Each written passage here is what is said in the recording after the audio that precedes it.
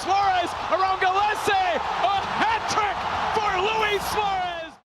Welcome to Instant Replay for MLS Match Day 3. I'm your host, Andrew Wiebe, and as always, we're taking a closer look at the most controversial refereeing decisions in Major League Soccer. We start in St. Paul, Minnesota. The second half is just kicked off. It's scoreless between the Loons and the Columbus Crew.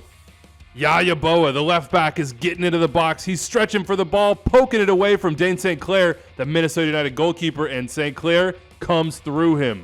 That looks like a penalty, right? Only no penalty was called on the field, and there was no video review on this play. For me, this is a clear and obvious penalty. Watch Yeboah get the contact on the ball to poke it away. Dane St. Clair is lunging in to challenge for the ball. I see contact between Dane St. Clair's left leg and his right knee on Yeboah, taking Yeboah down. For me, this should have been a penalty. To Massachusetts we go. Gillette Stadium is the site of the Revs taking on Toronto FC. Scoreless game in the 22nd minute with Carlos Heel leading the break. The pass doesn't come off, but it finds the feet of Esmir Baraktarevic, the youngster for the Revs. Baraktarevic has good feet, and it looks like he takes a little touch away from Davy Flores, the Toronto defender. Torres lunges in, maybe gets a little bit of the ball, and certainly steps on the foot of Esmir. Call on the field, no foul, no penalty. The VAR disagrees and sees a clear and obvious error and sends the referee to the monitor.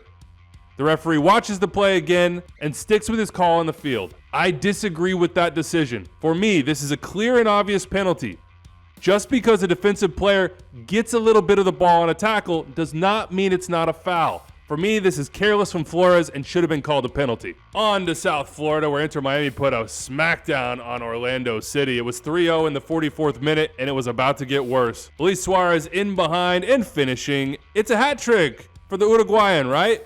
Wrong. The flag went up on this play for offside. So let's take a look down the line. There's two angles that I think really tell the tale here. And yes, it is very, very close, but it's actually the live angle for me that shows that Luis Suárez is offside. Look at Suárez leaning. Look at the position of the defender behind him, certainly not keeping him onside. And then, higher up your screen here, Robin Janssen. Again, for me, not keeping Suárez in an onside position. Check the second angle.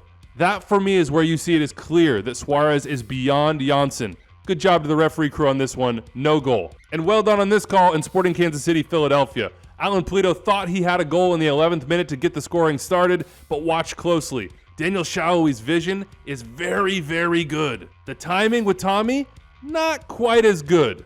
Look down the line. Eric Tommy's in an offside position when the pass is played. The goal is ruled off. Well done to the crew on this one. It's 1-0 Kansas City in second half stoppage time, and this is where it all pops off from an instant replay perspective. 91st minute and 10 seconds. Daniel Gazdag wants a penalty. Andreu Fontas is saying, come on, man, and so am I. There's not enough contact there. That's what the referee sees as well. He waves it off, play on. And that's it, right? Wrong. All right, fast forward 3 minutes. This is the sequence of play that had Sporting Kansas City fans all up in my mentions. Watch the ball closely. Given the broadcast angle, we can all see Mikel Ua is the final touch before the ball goes out of bounds. Therefore, it should be a Sporting Kansas City throw-in. But the referee, who's making this decision because his assistant referee is tracking a run in behind the Sporting Kansas City back line, is blocked by two Kansas City players. His vision is obscured. He gives the throw to the Union. That is, as they say, extremely unlucky for Sporting Kansas City. But it's not reviewable. The VAR cannot get involved. So why does all of this matter? A throw-in, Andrew? Well, it matters because, hit the fast forward button, producer Phil. Yeah. The Union go down, get a corner kick, and score the game-tying goal off the ensuing corner kick. Peter Vermees is understandably frustrated, certainly by the throw-in decision, but also perhaps because this goal is scored more than 5 minutes into stoppage time, when there was a minimum of 4 to be played. But there's a key word, minimum. It's the referee's discretion, and during stoppage time, there was a full minute when the ball was out of play. So, while it's clearly the wrong decision to award a Union throw-in, in my opinion, this is more of an unlucky moment for Sporting Kansas City than anything else. On to British Columbia. Charlotte is in town. 22nd minute, and Enzo Copetti is trying to track down a ball in the Vancouver box. The Caps defender is right on his back. Copetti lunges out, gets a touch, and goes down. Penalty is the call on the field, but it's reversed after the VAR recommends review. And I agree with that decision. To me, in stretching, Copetti is off balance. And yes, you see some contact here, but I don't think it's initiated by the Caps defender. Therefore, incidental for me, no foul, no PK, well done to the crew on that one. Keep it moving, let's head to Dallas, first half stoppage. Big time goal for Petar Musa, the record signing for FC Dallas, right? Only, no, the flag was up. This is offside. Look down the line. That is really close. The VAR is looking, and they're recommending review to the referee. The referee goes to the monitor, points to the middle of the field. You know what that means. It's a goal. And while I think Kamungo is probably onside on this play, looking down the line, I'm not sure it reaches the threshold of clear and obvious for me. I'm at about 75% onside. The way I think about this, I need to be at 99% to recommend a review. If I'm the VAR on this play, call on the field stands. Credit to the VAR in the Chicago-Cincinnati game, 41st minute, and Obina Nwodo goes in hard on Brian Gutierrez. No call on the field, play continues, but a review is initiated and the penalty is given. That is a clear and obvious decision, folks. Look at Wobodo. Get clear contact right there on Gutierrez's foot. Well done to the crew.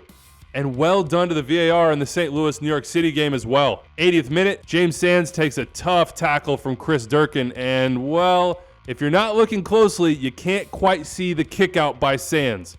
Watch as he's turning, pushing his foot and his studs up through the stomach of Durkin. For me, that's violent conduct. It's excessive force when not challenging for the ball, and a clear red card. That's what the VAR sees, the referee agrees, and Sands is sent off. Speaking of red cards, I was surprised one wasn't called on Darren Yapi. 74th minute. Yapi's just trying to track down this ball by the goal line. But just because your intent is good, doesn't mean that your actions are. Watch the angle right here. Yapi leaves his feet at speed to launch into this tackle, and he exposes his studs. Those studs drive into the ankle. For me, this is serious foul play and a red card. And we saved the easiest one for last. Colorado with a 1-0 lead. It's the 87th minute, and poor Jonathan Lewis is defending a corner kick and gets his arm up in the wrong position. Ball bounces, ball hits the arm. No call on the field, but the VAR spots it. That, folks, is a clear and obvious handball and a penalty. Nashville finishes, and the game ends 1-1. Before we get out of here, I just want to say a big thank you to everyone who nominated plays from the weekend. It truly is a massive help. And thank you to the two best producers in the business. Phil, Rich, you are what make this show go. I'm Andrew Wiebe. We'll see you next time.